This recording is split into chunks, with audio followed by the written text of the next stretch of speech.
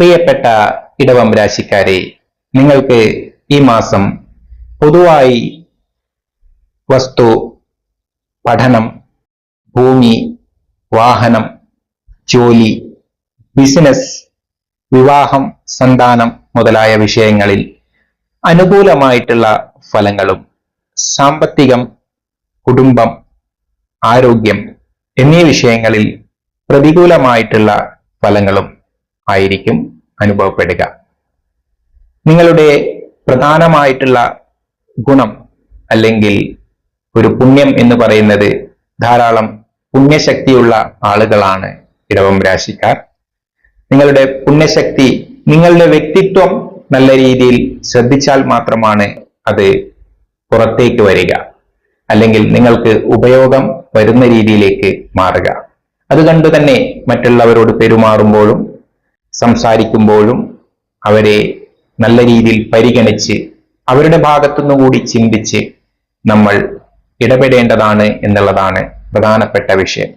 അതിൻ്റെ കൂടെ തന്നെ മറ്റുള്ളവർക്ക് അന്നദാനം, ഭക്ഷണം ദാനമായിട്ട് മൃഗങ്ങൾക്കും പശുക്കൾക്കും കൊടുക്കുക, ഇത്തരത്തിലുള്ള ഒരു പുണ്യകർമ്മങ്ങൾ ചെയ്യുന്നത് വഴി നിങ്ങളുടേതായിട്ടുള്ള പുണ്യശക്തി വർദ്ധിക്കുകയും അത് മറ്റുള്ള മേഖലകളിൽ ഗുണകരമായി തീരുകയും ചെയ്യും. ഇതാണ് ഇടവം രാശിക്കാർ ഏറ്റവും കൂടുതൽ ശ്രദ്ധിക്കേണ്ട ഒരു കാര്യം. ഈ പുണ്യശക്തിയായിരിക്കും നിങ്ങളെ ഏത് വിഷമഘട്ടത്തിൽ നിന്നും കരകയറ്റുവാൻ സഹായിക്കുന്നത്. ഈ ചാനൽ ആദ്യമായിട്ടാണ് നിങ്ങൾ കാണുന്നത് എങ്കിൽ തീർച്ചയായും സബ്സ്ക്രൈബ് ചെയ്യുക. വീഡിയോ മുഴുവനായും കണ്ട് അഭിപ്രായങ്ങൾ രേഖപ്പെടുത്തുക, കമന്റുകൾ നൽകുക.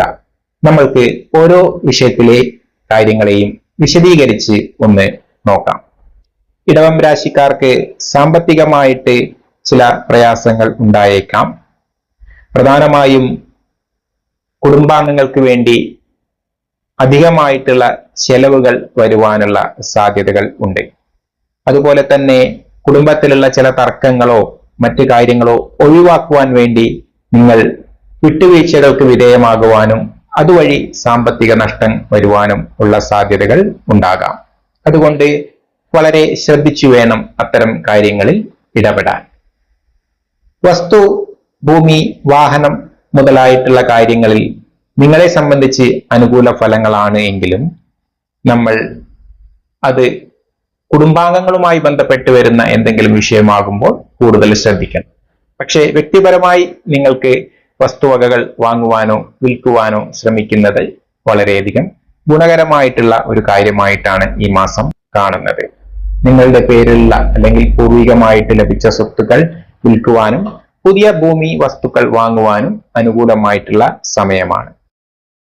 പഠിക്കുന്ന ഇടവക്കൂറുകാർക്ക് വിദേശത്ത് പോയി പഠിക്കുവാനോ അല്ലെങ്കിൽ അവിടെ നിന്ന് പഠിച്ചുകൊണ്ട് ജോലി ചെയ്യുവാനോ ഇഷ്ടപ്പെട്ട കോഴ്സുകൾ എടുത്ത് മുന്നേറുവാനോ താല്പര്യമുണ്ടെങ്കിൽ തീർച്ചയായിട്ടും അനുകൂലമായിട്ടുള്ള സമയം തന്നെയാണ്.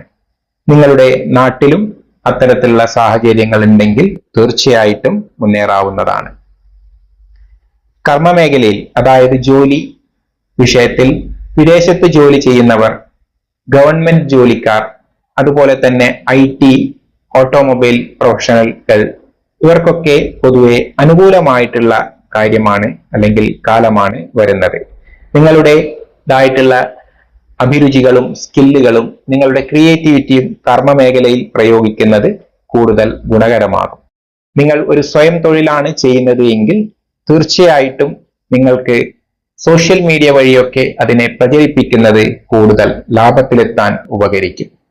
ബിസിനസ്സിലും വളരെ അനുകൂലമായിട്ടുള്ള സമയം തന്നെയാണ്. ഇത്തരത്തിലുള്ള സൂചിപ്പിച്ച മേഖലകളിൽ ബിസിനസ് ചെയ്യുന്നവർക്കും വളരെ ഗുണകരമായിട്ടുള്ള മാറ്റങ്ങൾ ഉണ്ടാകും എന്ന് പ്രതീക്ഷിക്കാം. കുടുംബത്തിൽ, ജനിച്ചു വളർന്ന കുടുംബത്തിൽ മാതാപിതാക്കൾ, സഹോദരങ്ങളുമായി ബന്ധപ്പെട്ട പ്രശ്നങ്ങൾ ശ്രദ്ധിക്കേണ്ടതാണ്. അതാണ് ഏറ്റവും പ്രയാസമുള്ള ഒരു കാര്യമായിട്ട് ഈ മാസം കാണുന്നത്. നിങ്ങൾ വിവാഹം കഴിച്ച് ശേഷമുള്ള കുടുംബത്തിൽ നല്ല രീതിയിൽ തന്നെ മുന്നോട്ട് പോകുവാനുള്ള സാധ്യതകൾ കാണുന്നു.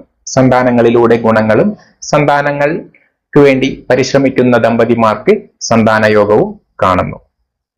ജാതകത്തിൽ അനുകൂല സമയമാണ് എങ്കിൽ തീർച്ചയായിട്ടും ഗുണഫലം ഉണ്ടാകുമെന്ന് നിസ്സംശയം പറയാം. ആരോഗ്യ കാര്യത്തിൽ ഇടവൻ രാശിക്കാർക്ക് അത്ര നല്ല ഒരു മാസമല്ല. സ്വന്തം രോഗപ്രതിരോധ ശേഷി കുറഞ്ഞ് ആരോഗ്യപരമായിട്ടുള്ള പ്രശ്നങ്ങൾ ഉണ്ടായേക്കാം. അതുകൊണ്ട് തന്നെ മികച്ച രീതിയിൽ വ്യായാമവും നല്ല മനഃശാന്തിക്ക് വേണ്ട കാര്യങ്ങളും ചെയ്ത് രോഗപ്രതിരോധ ശേഷിയും നമ്മുടെ ക്ഷമതയും മെച്ചപ്പെടുത്തേണ്ടതാണ്. ശരീരത്തിലെ അഗ്നിബലം കുറയുന്നുണ്ട് എങ്കിൽ തീർച്ചയായും നല്ല രീതിയിൽ വ്യായാമം ചെയ്യാം. ഇത്രയുമാണ് ആരോഗ്യ വിഷയത്തിൽ ഇടവം രാശിക്കാർക്ക് പറയുവാനുള്ളത്.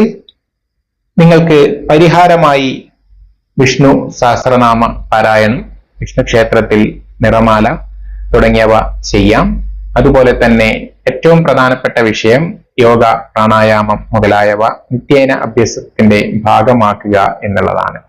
തീർച്ചയായിട്ടും ഈ രീതിയിൽ മുന്നോട്ട് പോകുകയാണെങ്കിൽ നല്ല രീതിയിലുള്ള ഒരു മാസം തന്നെയായിരിക്കും നിങ്ങൾക്ക് വരിക. ഏവർക്കും നന്ദി, നമസ്കാരം. ഒപ്പം നല്ല ഒരു സെപ്റ്റംബർ മാസം ആശംസിച്ചുകൊള്ളുന്നു.